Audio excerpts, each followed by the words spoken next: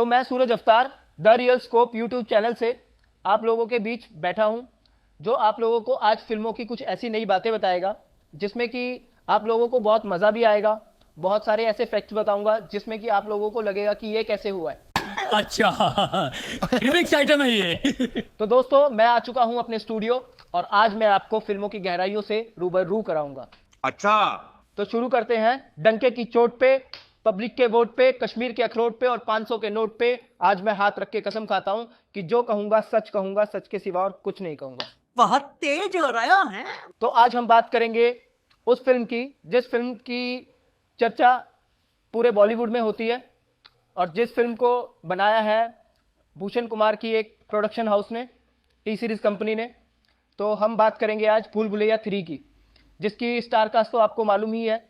बाकी हम कुछ ऐसे फैक्ट्स बताएंगे आपको जिसके बीच में आपको कुछ ऐसी बातें सुनने को मिलेगी जो आपने आज तक नहीं सुनी होगी। अच्छा, क्योंकि मैं भी बहुत हद तक गहराई में जा चुका हूँ। फिल्मों की बहुत सारी चीज़ें मैंने एग्जॉर्व करी है, जिसमें कि मैंने देखा है कि फिल्मों को कैसे बनाया जाता है और कैसे दिखाया जाता है।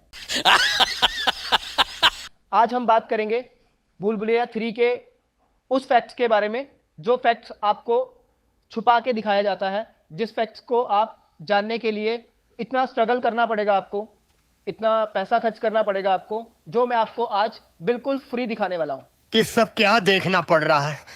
अच्छा है मैं अंधा हूं। तो बात करते हैं पहले तो स्टार कास्ट की, जिसमें कार्तिक आर्यन है, माधुरी दीक्षित है, राजपाल यादव हैं, विद्या बालन है, तो और भी कई सारे कैरेक्टर्स हैं जिनके बारे में आज हम बात करेंगे। तो शुरू करते हैं फिल्म की कहानी से। जो कहानी शुरू होती है एक हवेली से जिसका नाम है भूल भुलैया। तो आज उस भूल भुलैया के बारे में हम जानेंगे, उसकी शूटिंग कैसे हुई है, कौन कौन से ऐसे फैक्ट्स हैं जो जानने के लिए आप लोगों को फिल्म को देखना पड़ेगा। और मैं फिल्म पूरी देख के आया हूँ और मैंने फिल्म को इस तरीके से देखा है जैसे एक फिल्म मेकर देखता है। नहीं। शूटिंग के दौरान बहुत सारी चीज़ें हैं जो VFX CGI के इफेक्ट्स के साथ हम उसे ऐड ऑन करते हैं। तो आज कुछ ऐसी बातें जो मैं आपके रूबरू रखने जा रहा हूँ। तो शुरू करते हैं द रियल स्कोप हमारे यूट्यूब चैनल से। अगर आपने अभी तक सब्सक्राइब नहीं किया है तो सब्सक्राइब कर लो, और अगर आप हमारे चैनल के साथ जुड़ना चाहते हो तो बेल आइकन को क्लिक करके एक लाइक का बटन दबा दें, तो हम आपको बार बार अपनी हर नोटिफिकेशन, हर नई अपडेट के बारे में आपको जानकारी देते रहेंगे। तो स्टार्ट करते हैं तो करना, परेशान हो गए हम। भूल भुलैया 3 के नए कॉन्सेप्ट से, जो एक हवेली की कहानी है, जिस हवेली के चारों तरफ एक ऐसी घटना घूम रही है कि जिसमें हॉरर कॉमेडी, ट्रेजेडी और थोड़ा सा ड्रामा है, और इसमें एक और नई एक स्टोरी ऐड की है जो है लव स्टोरी। हमारे मेन कैरेक्टर हैं कार्तिक आर्यन, जिनका कैरेक्टर का नाम है रू बाबा।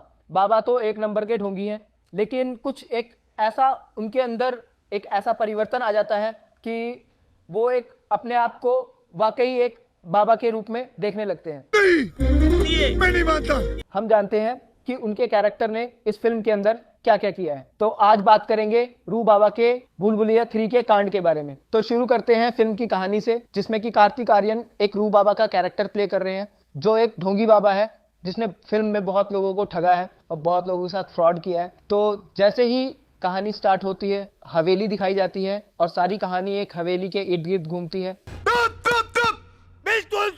तभी वहाँ पे उससे भी बड़े ठग मिलते हैं उसे, जो उसे ब्लैकमेल करते हैं। फिर वो वहाँ पे उसकी वीडियो बनाते हैं उसे डरा के, और उसे दिखाते हैं कि हमने तुम्हारी ये ढोंगी वीडियो बना ली है, अब तुम हमारे साथ चलोगे, नहीं तो तुम्हें मैं वायरल कर दूंगा और तुम्हारा ये ढोंग सारी दुनिया को दिखा दूंगा, जिससे तुम्हारा धंधा तो बंद हो ही जाएगा और साथ में तुम शायद जेल भी जा सकते हो। समझ रहे हो? तो फिर वो उसे उसके बाद 1 करोड़ रुपए ऑफर करते हैं कि तुम अगर हमारे साथ रक्स बीच चलोगे, जहां की वो हवेली है, तो मैं तुम्हें 1 करोड़ रुपया दूंगा। तो वहां से वो चल पड़ते हैं और फिर वो पहुंचते हैं हवेली।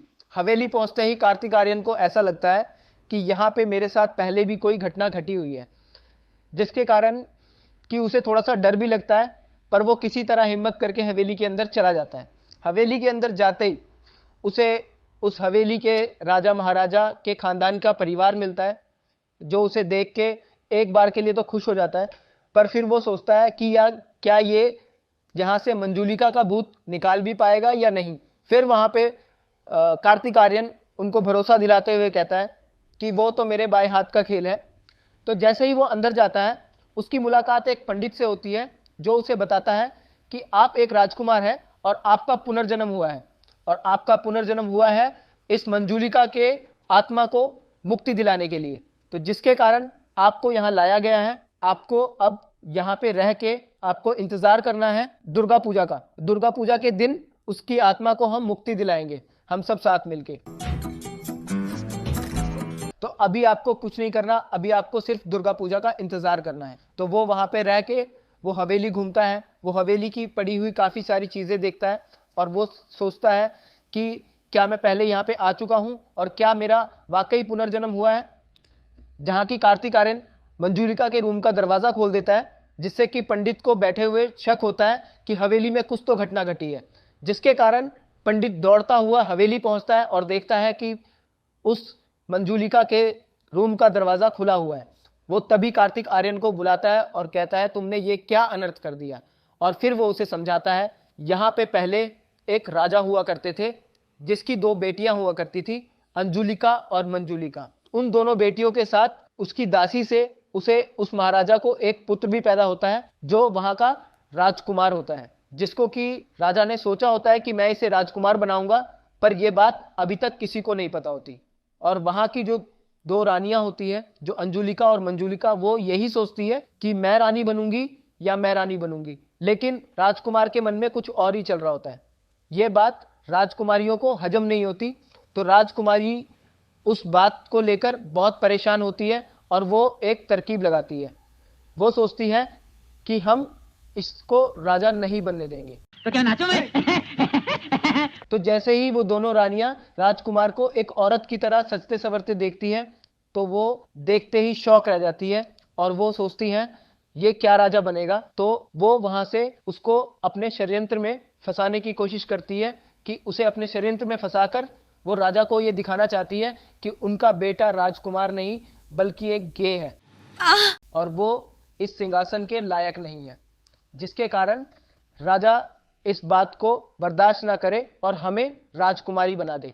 राजकुमार को बोलती है कि आज तुम्हें हम सजाएंगे और तुम वहाँ पे जाके नृत्य करना और हम तुम्हारा नृत्य देखेंगे। और वो वहाँ से उसको सजा के लेके जाती है। जैसे ही राजकुमार नृत्य करने लगता है, राजा की दोनों बेटियां राजा को लेकर आती है और दिखाती है कि आपका बेटा राजकुमार बनने के लायक नहीं है, वो तो एक गे है। राजा आते ही ये देखता है और वो गुस्से से पागल हो जाता है और राजकुमार को ले जाकर जिंदा जला देता है। जलाने के बाद राजकुमार भूत बन जाता है और राजा जो होता है वो अपनी दोनों बेटियों को यानी रानियों को देश निकाला दे देता है, जिसके बाद राजा अकेला पड़ जाता है और वो अकेला ही महल में रहने लगता है। इतने में राजकुमार का जो भूत होता है वो राजा को भी मार देता है। शाबाश बेटा, बहुत बढ़िया मुन्ना। जैसे ही राजकुमार राजा को मारता है, सब लोग डर के भाग जाते हैं और वहाँ के एक मशहूर पंडित को बुला के लाते हैं और वो पंडित अपने तंत्र मंत्र से उस राजकुमार के भूत को उसके कमरे में कैद कर देता है और सबको कह देता है कि इस कमरे का दरवाज़ा कोई नहीं खोलेगा, वरना ये राजकुमार का भूत फिर से मुक्त हो जाएगा और सब लोगों को मार देगा। इस डर के कारण कोई उस कमरे की तरफ झांकता भी नहीं है, बल्कि कोई उस हवेली की तरफ भी नहीं झांकता। वहाँ के जो हवेली के जो राजा महाराजाओं के जो लोग होते हैं वो भी जाके तबेले में रहना शुरू कर देते हैं। तो एंड ऑफ द स्टोरी ये है कि हाँ भाई, कैसी लगी? आगे स्वाद। राजकुमार का भूत वहाँ से आज़ाद हो जाता है और वो बारी बारी सबके शरीर में घुसने लगता है। जहाँ की राजा की दोनों बेटियां भी मौजूद होती हैं जो जिनको देश निकाला दे दिया था, लेकिन वो फिर वापस लौट के आती है अपना नाम बदल के। एक आती है उस हवेली में कब्जा करने के लिए, दूसरी आती है उस हवेली को खरीदने के लिए, पर वो दोनों अपने षड्यंत्र में कामयाब नहीं हो पाती। अच्छा बात नहीं है।